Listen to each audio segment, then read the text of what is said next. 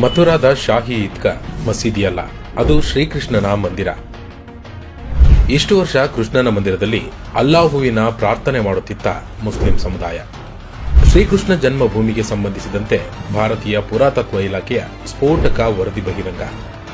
ಅಯೋಧ್ಯೆಯಲ್ಲಿ ರಾಮ ಮಂದಿರ ನಿರ್ಮಾಣವಾದ ಬೆನ್ನಲ್ಲೇ ದೇಶದಲ್ಲಿ ಮತ್ತೆ ಮಂದಿರ ಮಸೀದಿಯ ಚರ್ಚೆ ಕಾವು ಪಡೆದುಕೊಳ್ಳುತ್ತಿದೆ. ಕೋಟ್ಯಾಂತರ ಹಿಂದೂಗಳ ಪುಣ್ಯಕ್ಷೇತ್ರಗಳು ಎಂದು ಪರಿಗಣಿಸಿರುವ ಕಾಶಿ ವಿಶ್ವನಾಥ ಮಂದಿರ ಮತ್ತು ಮಥುರಾದ ಶ್ರೀಕೃಷ್ಣ ಜನ್ಮಭೂಮಿಯ ವಿಚಾರ ಪ್ರಮುಖವಾಗಿ ಚರ್ಚೆಗೆ ಕಾರಣವಾಗಿದೆ. ಮಥುರಾದಲ್ಲಿ ಕೇಶವ ದೇವಾಲಯ ಕೆಡವಿ ಮಸೀದಿ ನಿರ್ಮಾಣ. ಇತ್ತೀಚೆಗೆ ಜ್ಞಾನವಾಪಿಯಲ್ಲಿ ಶೃಂಗಾರ ಗೌರಿ ಪೂಜೆ ಮಾಡೋಕೆ ಕೋರ್ಟ್ ಹಿಂದೂಗಳಿಗೆ ಅನುಮತಿ ಕೊಟ್ಟಿತ್ತು.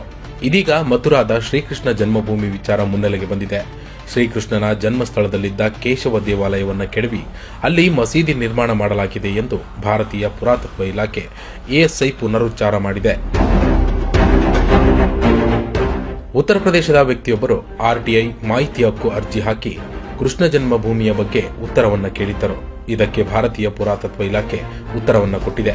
ಈ ವೇಳೆ ಸ್ವಾತಂತ್ರ್ಯ ಪೂರ್ವದಲ್ಲಿ ಬ್ರಿಟಿಷ್ ಕಾಲದ 1920ನೇ ಇಸ್ವಿಯ ನವೆಂಬರ್ ತಿಂಗಳ ಗೆಜೆಟ್ ಪತ್ರಿಕೆಯಲ್ಲಿದ್ದ ಮಾಹಿತಿಯನ್ನ ಲಗತ್ತಿಸಿರುವ ಭಾರತೀಯ ಪುರಾತತ್ವ ಇಲಾಖೆ ಪ್ರಸ್ತುತ ಮಸೀದಿ ಇರುವ ಕತ್ರಾ ಪ್ರದೇಶ ನಜುಲ್ ಹಿಡುವಳಿದಾರರ ಸ್ವಾಧೀನದಲ್ಲಿರಲಿಲ್ಲ. ಬದಲಿಗೆ ಅಲ್ಲಿ ಕೇಶವ ದೇವಸ್ಥಾನ ಅಸ್ತಿತ್ವದಲ್ಲಿತ್ತು. ಆದರೆ ಮೊಘಲ್ ದೊರೆ ಔರಂಗಜೇಬ ಶ್ರೀಕೃಷ್ಣನ ಕೇಶವ ದೇವಾಲಯವನ್ನ ಕೆಡವಿ ಮಸೀದಿ ಕಟ್ಟಿದ್ದ ಎಂದು ಭಾರತೀಯ ಪುರಾತತ್ವ ಇಲಾಖೆ ತನ್ನ ಉತ್ತರದಲ್ಲಿ ಉಲ್ಲೇಖ ಮಾಡಿದೆ. ಈ ಭಾರತೀಯ ಪುರಾತತ್ವ ಇಲಾಖೆಯ ವರದಿಯನ್ನ ಅಲಹಾಬಾದ್ ಹೈಕೋರ್ಟ್ ಹಾಗೂ ಸುಪ್ರೀಂ ಕೋರ್ಟ್ ಗಮನಕ್ಕೆ ತರುತ್ತೇವೆ ಎಂದು ಶ್ರೀಕೃಷ್ಣ ಜನ್ಮಭೂಮಿ ಮುಕ್ತಿ ನಿವಾಸದ ಅಧ್ಯಕ್ಷ ಮಹೇಂದ್ರ ಪ್ರತಾಪ್ ಸಿಂಗ್ ಮಾಧ್ಯಮಗಳಿಗೆ ಹೇಳಿದ್ದಾರೆ.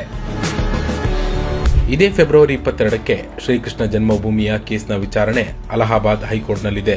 ನಾವು ಈಗಾಗಲೇ ಇತಿಹಾಸದ ದಾಖಲೆ ಪ್ರಕಾರ 1670ನೇ ಇಸವಿಯಲ್ಲಿ ಔರಂಗಜೇಬ ಮಂದಿರ ಕೆಡವಿ ಶಾಹಿ ಈದ್ಗಾವನ್ನ ನಿರ್ಮಾಣ ಮಾಡಿದ್ದರ ಬಗ್ಗೆ ದಾಖಲೆ ಕೊಟ್ಟಿದ್ದೀವಿ.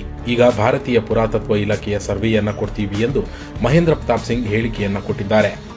ಮಥುರಾದ ಕೇಶವ ದೇವಾಲಯವನ್ನು ಸುಮಾರು 5000 ವರ್ಷಗಳ ಹಿಂದೆ ನಿರ್ಮಿಸಲಾಗಿದೆ ಎಂದು ನಂಬಲಾಗಿದೆ. ಮಥುರಾ ಶ್ರೀಕೃಷ್ಣನ ಜನ್ಮಸ್ಥಳ. ಶ್ರೀಕೃಷ್ಣನ ಮೊಮ್ಮಕ್ಕಳಾದ ವ್ರಜ ಮತ್ತು ವ್ರಜನಾಭರು ಮಥುರಾದಲ್ಲಿ ಕೇಶವ ದೇವಸ್ಥಾನವನ್ನು ನಿರ್ಮಿಸಿದರು ಎಂದು ನಂಬಿಕೆ ಇದೆ. ಸುಮಾರು 13.37 ಎಕರೆ ಇರುವ ಈ ಜಾಗದಲ್ಲಿ ಶ್ರೀಕೃಷ್ಣ ಜನ್ಮಭೂಮಿ 10.9 ಎಕರೆ ಇದ್ರೆ ಶಾಹಿ ಈದ್ಗಾ ಮಸೀದಿ 2.5 ಎಕರೆ ಜಾಗದಲ್ಲಿದೆ.